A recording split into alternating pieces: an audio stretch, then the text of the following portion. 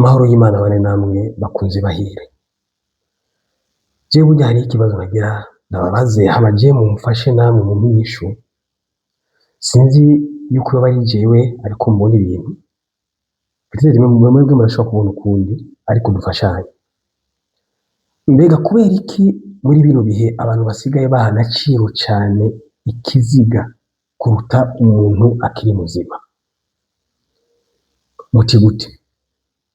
Iyo umuntu akiri muzima arashoboye kugusaba ibihumbi 10 byo kurya akabwira ati ndakenye, numuhe n'urumeya. Iyo umuntu akiri muzima ashobora kubwira ati nkiswe n'amagara mbuze ibihumbi 20 canke 30 kugira ngo ngure umuti, ariko kwizina ry'Imana ntumuhe. Ukamubwira byinshi ati nukuri nari kuyaguha ariko urabona patati patati.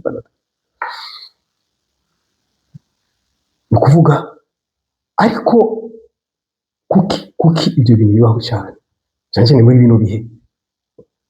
Ariko iyo mubumvise umuntu rest in peace, mubumvise umuntu ko yapfuye, ucubona amagurupe ngo gufasha gufubaka naka abatanga 100, 300, miliyoni, amara menshi cyane kugira ngo bafube uwo muntu. Nkibaza mbega ingeso yavuye hehe?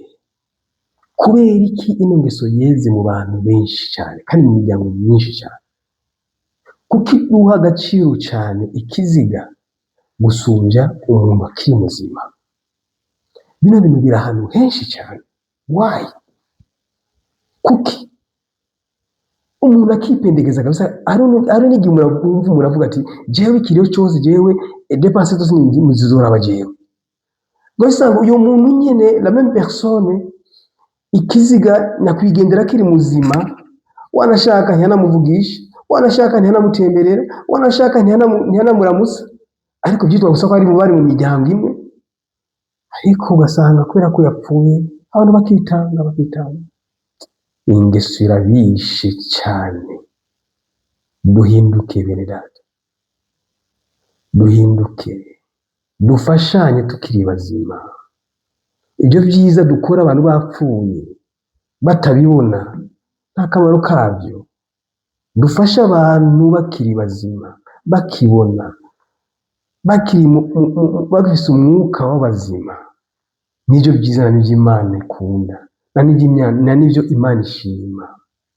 Kuko ibyo dukora kubiriyo ugasanga tuko dutanga amamiliyoni, amahera menshi, ego ni byiza, ariko twibaze mbega bino bintu tuzatubikora abo turiko turahamba bakiri bazima canke tubikoze kubera ko bapfuye?